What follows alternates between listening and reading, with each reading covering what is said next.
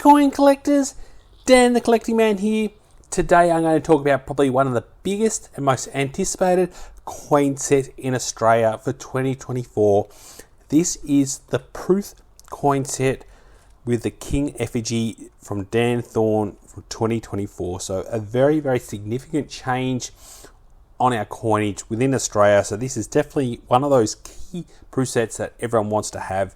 And I think the way they've designed the box and the coins comes out absolutely perfect. So I'm going to go through a little bit first of the box design and go through some of the key details to look out for in the coin in the box design. And then I'll go through the coins and have a look at those. And then I'll compare it to some other sets like what the UK have done for their first set and some of the other previous sets that we've had in Australia, just so you get that comparison to how other countries and how it compares to other proof sets of the past. So first, let's start off with the actual box itself. So I think the design for me absolutely pops out really nice. So I'm pretty impressed the way they've done the actual box here. So you've got the Royal Australian Mint, Australian Government. It looks nice with a bit of the story around the significance of this box. So the key thing on here is we've got the lion, the crowned lion, and the unicorn, which signifies the royal coat of arms. So this is the royal coat of arms coin that I have, where you got the crowned lion and also the unicorn here on the right. And you can see they've also got the St. Edward's crown, which is a key point to look at on this. So as you can see here, we've also got that same crown at the top, the St. Edward's crown. But down here in the very bottom, you've got King Charles's cipher. And you'll see here he's got the Tudor crown. So that's the crown he's using as his emblem. But they've put up here the St. Edward's crown. So I thought that's pretty significant how they put that up bigger. But you can see there how having those two animals there and also that with the crown is all of the emblem here. This is their coat of arms. So they pretty much pulled the coat of arms apart and then placed it in different locations, which I thought was definitely a pretty cool thing to have. Here's also their effigy from this is the Royal Mint in the UK. So I thought I'd signify that. So having another look at the actual cipher down the bottom here as well. Here's a bigger version. This is the King Charles cipher. So here you can see here pretty clearly the Tudor crown with the King Charles III cipher. So that's what we're looking at the bottom there. And again, this is from the Royal Mint. And here we can see the crown with up the top here. We can see again the crowned lion and the unicorn. So I thought it's a nice little way to present it and pull that kind of detail out because there wasn't anything written that I could really find out. So I had to do a bit of research to puzzle all that together. But I think with the blue and the gold, I think it really has, and you can see the textures in there as well. So it's got a bit of a texture in there. It really looks nice. So from a presentation point of view, they've definitely nailed it. So let's have a look at these coins because that's what we want to see. So unfortunately, the Royal Australian Mint have let us down when it comes to the actual overall packaging. So they've put it in this really environmental friendly packaging, but who is ever going to put this in the waste or the recycling? This is a very unique collecting set. Why would you ever put it in the recycling? It's something that you're going to keep for a lifetime. So there's no need for it to be recyclable. So first we have the certificate of authenticity. So these are not individually numbered. There is no max or minimum mintage on these. So and it goes through a little bit about the coin set here. So comes up nice, and we've got the signature from the government, from the Royal Australian Mint, to show that this is what it is, and that Dan Thorne is the designer of the King Effigy. So these are always good to have these certificates. If it was numbered, it definitely adds some value. But still that from that point of view, that looks really nice. So then we had the Queen. So they're presented this way without having the obverse up. They've put the reverse facing up. But let's go through them individually and having a look at them first, because these are the best way we're going to see the first King's effigies from a proof state point of view in Australia. So definitely, as we can see there from the far ascent, it comes up really clear. So you can really see King Charles and the finish there. So the Royal Australian Mint is definitely done a good job when it comes to the quality of this. So I absolutely love that. Let's have a look at the 10-cent coin. Looks fantastic. You always look out for a bit of a die rotation just in case there's any errors. Very unlikely to get that under proof, but it definitely looks pretty cool. So this took me about 2 weeks to get it from order. So I was able to get the baby set first, but I still haven't even received confirmation yet of my uncirculated set. So that's the one I'm still waiting on. I was hoping to present them at the same time, but I have not got the uncirculated set. So I thought I'd talk through the proof one first. So I love the $2. It looks good actually on the golds with the frosting. Gold-like look with the frosting. It absolutely pops out. And then we've got the 20 cents here. So it comes up spot on with this proof. So I'm definitely very happy with the finish and the way it's popped out. Our 50-cent coin with our coat of arms from Australia. So you see the royal coat of arms here, and then the Australian coat of arms. Definitely from the proof point of view, looks absolutely amazing. And that looks spot on. So King Charles, this is what we're going to have to get used to on our coinage. And then we've got lastly the $1 with the obverse. Very collectible coin in Australia. And again, on that kind of gold coin finish. Absolutely pops out, and really happy with the quality of that coin. You can see all the details in his hair and everything else. It looks really good. So yeah, that comes up really nice, and I'm pretty happy with that. So what I thought I'd do next is go through and show you the Royal Mint version of their very first King Effigy coinage. So this came out in 2023. So this came out later last year. And this one is a lot more significant, and definitely, for me, a lot more collectible than the Royal Australian Mint one.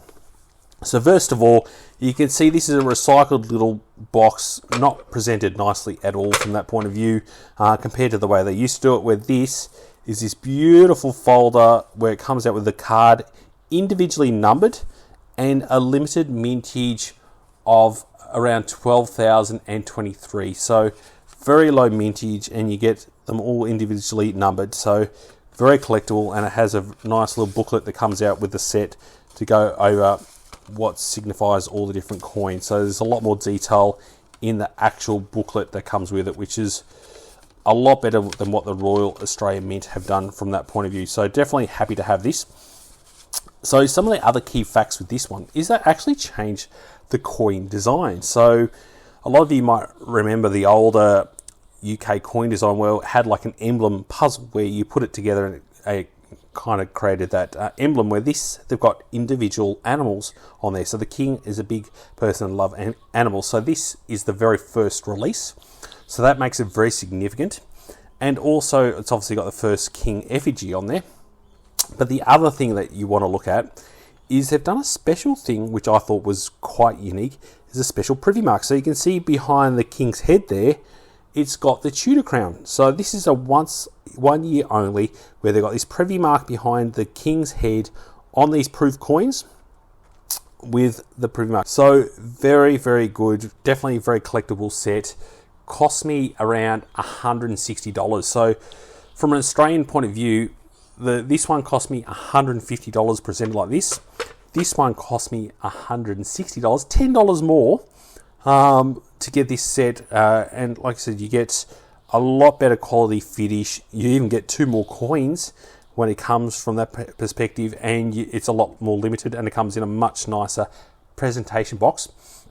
And now you're looking to get one of these, if you're looking to buy it at around looking to get one of these, and looking to buy it around $450. So it is gone up a lot in value, and I think it's going to go up a lot more over time because it is so limited. Where this one is unlimited, there is no max mintage when it comes to this coin set. So they're going to be producing a lot of these over the year, I think. So I am seeing some already being sold on eBay for $300.